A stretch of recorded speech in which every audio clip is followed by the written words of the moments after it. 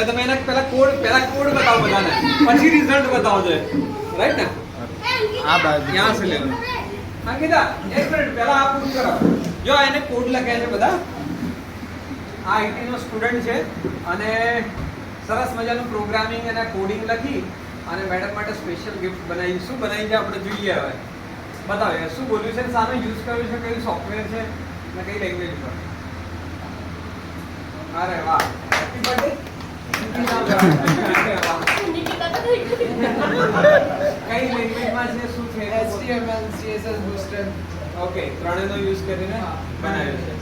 સરસ. આપણે જે વેબસાઈટ ઉપર જઈને ઘણી જગ્યાએ કોપી કરી લઈએ છે તો આ બધા કોડ વાળા છે બધા જનરેટ કરતા હોય છે આ રીતે.